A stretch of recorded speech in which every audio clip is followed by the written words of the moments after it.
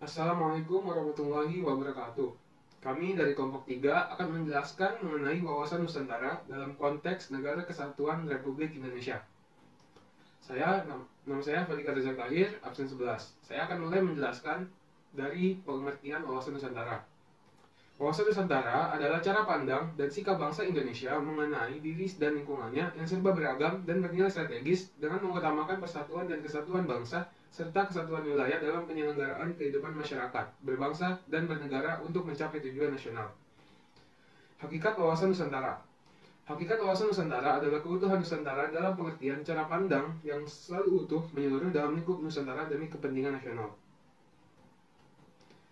Selanjutnya, asas wawasan Nusantara. Terdapat 6 asas wawasan Nusantara. Yang pertama, kepentingan yang sama. Yang kedua, keadilan. Yang ketiga, kejujuran. Yang keempat, solidaritas. Yang kelima, kerjasama. Dan yang terakhir, kesetiaan. Wawasan Nusantara sebagai visi bangsa. Visi bangsa Indonesia sesuai dengan konsep wawasan Nusantara, yaitu menjadi bangsa yang satu dengan wilayah yang satu dan utuh pula. Kedudukan wawasan Nusantara. Wawasan Nusantara berkedudukan menjadi landasan visional dalam menyelenggarakan kehidupan nasional. Selanjutnya, fungsi dari wawasan Nusantara. Wawasan Nusantara berfungsi sebagai pedoman, motivasi, dorongan, serta rambu-rambu dalam menentukan segala kebijaksanaan, keputusan, tindakan, dan perbuatan bagi penyelenggaraan negara di tingkat pusat dan daerah, maupun bagi seluruh rakyat Indonesia dalam kehidupan bermasyarakat, berbangsa, dan bernegara. Lalu, tujuan dari wawasan Nusantara. Wawasan Nusantara ini bertujuan mewujudkan nasionalisme yang tinggi di segala aspek kehidupan rakyat Indonesia yang lebih mengutamakan kepentingan nasional daripada kepentingan individu, golongan, suku bangsa, ataupun daerah.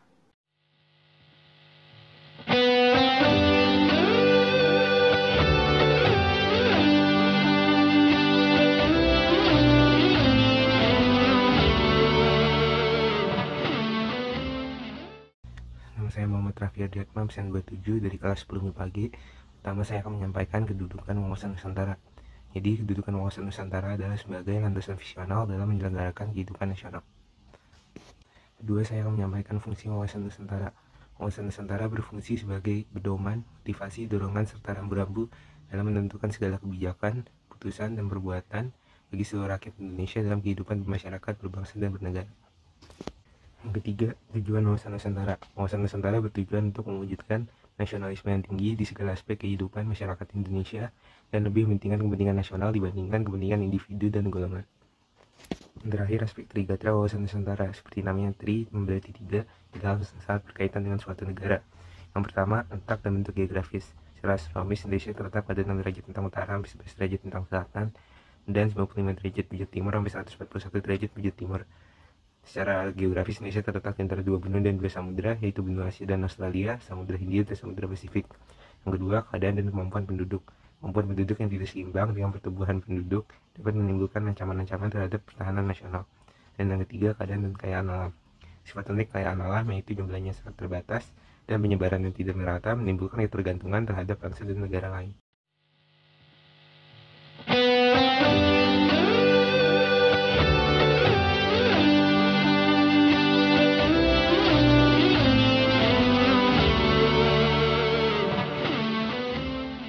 Assalamualaikum warahmatullahi wabarakatuh.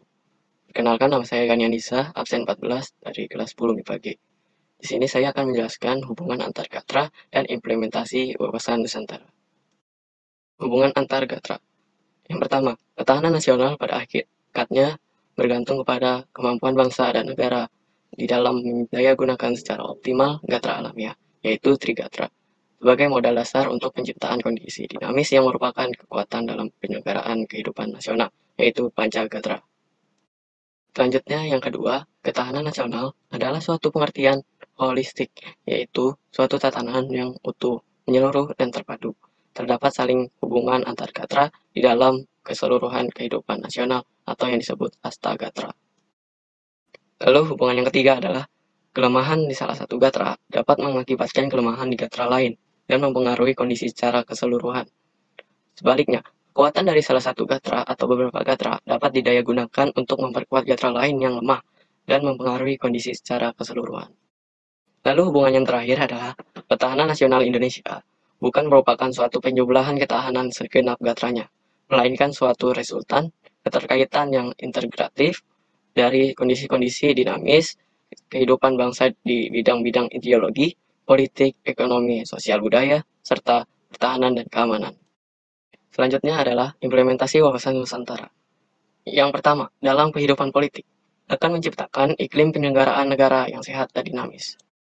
Lalu yang kedua, dalam kehidupan ekonomi, akan menciptakan tatanan ekonomi yang benar-benar menjamin pemenuhan dan peningkatan kesejahteraan serta kemakmuran rakyat secara merata dan adil. Lalu yang ketiga adalah dalam kehidupan sosial budaya, akan menciptakan sikap lahiriah dan batiniah yang mengakui, menerima, dan menghormati segala bentuk perbedaan atau kebinekaan sebagai kenyataan hidup sekaligus karunia Sang Pencipta.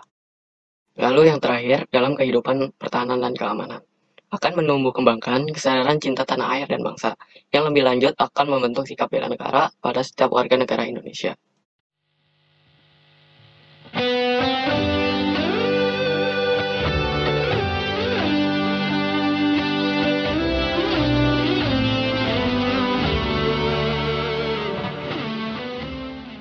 Assalamualaikum warahmatullahi wabarakatuh. Nama saya Jevan Dahgan dari MIPAGI absen 20. Saya akan mempresentasikan peranan siswa dalam implementasi wawasan Nusantara.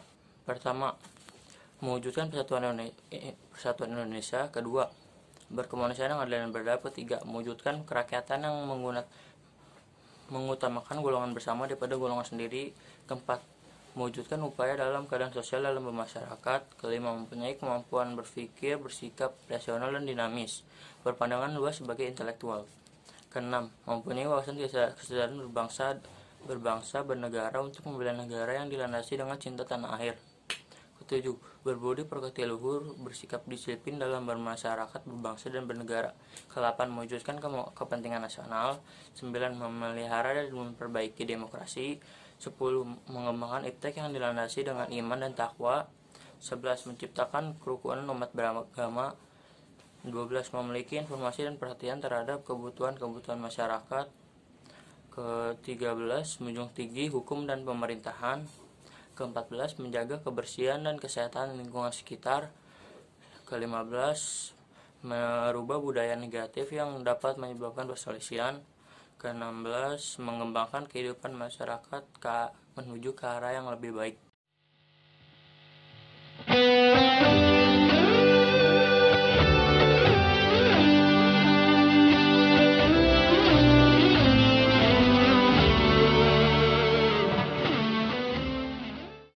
Assalamualaikum warahmatullahi wabarakatuh. Saya Muhammad Ahmad Caksana, absen 25 dari kelas FIPAG. Saya akan menjelaskan tentang contoh kasus di bidang budaya yang berkaitan dengan wawasan Nusantara. Kasus kebudayaan bangsa Indonesia yang diambil oleh negara lain merupakan bentuk ancaman dan gangguan dari luar, membahayakan kelangsungan hidup kebudayaan NKRI berdasarkan Pancasila dan UUD NRI tahun 1945. Sengketa budaya Indonesia versus Malaysia. Malaysia mengklaim beberapa budaya bangsa Indonesia sebagai hak atas kekayaan intelektual mereka, seperti tari pendek dari Bali, batik Solo, keris, angklung Sunda, serta wayang kulit dari Jawa Tengah. Pemerintah Indonesia langsung menginventarisasi semua kekayaan budaya Indonesia dan kemudian mendaftarkannya sebagai hak cipta milik bangsa Indonesia. Di antaranya, pada tanggal 27 November 2003, UNESCO mengakui wayang kulit sebagai warisan kebudayaan Indonesia. Ada 3 genre tari Bali yang sudah termasuk daftar UNESCO pada tahun 2015, yaitu tarian keramat, tarian semi keramat, dan tarian hiburan semata. UNESCO baru mengakui batik sebagai warisan budaya Indonesia pada tanggal 2 Oktober 2009 setelah dilakukan pengujian. Angklung terdaftar sebagai karya agung, warisan budaya, lisan dan non-bendawi manusia di UNESCO pada bulan November 2010. Keris merupakan senjata tradisional dari Jawa Tengah, juga sudah termasuk pada daftar UNESCO sekitar tahun 2008, walaupun sudah diproklamirkan pada tahun 2005.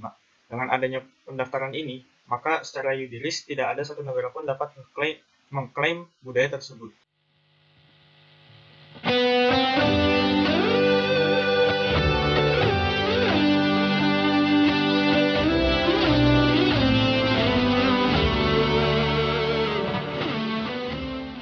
Assalamualaikum warahmatullahi wabarakatuh. Nama saya Dimas Herjuno Darpito Noto Praitno, absen 10, kelas 10 MIPA G, SMAN 78 Jakarta. Saya akan mempresentasikan contoh kasus di bidang ideologi yang berkaitan dengan wawasan Nusantara. Ancaman dalam bidang ideologi adalah ancaman yang dinilai mempunyai kemampuan yang membahayakan pemikiran masyarakat suatu negara sehingga akan mengancam terhadap dasar falsafah negara yaitu Pancasila. Peristiwa Gerakan 30 September atau PKI. G30 SPKI adalah sebuah peristiwa yang terjadi selewat malam tanggal 30 September sampai di awal 1 Oktober 1965 ketika 7 perwira tinggi militer Indonesia beserta beberapa orang lainnya dibunuh dalam suatu usaha kudeta. Peristiwa ini dilatar belakangi oleh tindakan pemberontakan yang didalangi oleh Partai Komunis Indonesia atau PKI yang bertujuan untuk mengganti ideologi negara dari Pancasila menjadi komunisme. Gerakan terorisme. 2,7 juta rakyat Indonesia telah berafiliasi dengan teroris dan bahkan ada yang menjadi agen-agen teroris sejak masa Orde Baru pada tahun 1981. Tahun 2002, aksi terorisme diluncurkan oleh Umar Patek, Amrozi, Imam Samudra, Nurdin M. Top, dan kawan-kawan. Aksi ini menyemangati para kelompok teror yang berorientasi mendirikan Negara Islam Indonesia (NII), dan latar belakang yang dimunculkan adalah doktrin ideologi revolusioner dan framing religius. Gerakan radikal. Masalah radikalisme Islam kian meningkat. Namun, gerakannya ini kadang berbeda pandangan serta tujuan, sehingga tidak memiliki pola yang seragam. Ada yang sekadar memperjuangkan implementasi syariat Islam tanpa keharusan mendirikan negara Islam, ada yang memperjuangkan berdirinya negara Islam Indonesia, dan ada juga yang memperjuangkan berdirinya Khilafah Islamiyah. Sekian dari kami dan terima kasih. Semoga bermanfaat. Wassalamualaikum warahmatullahi wabarakatuh.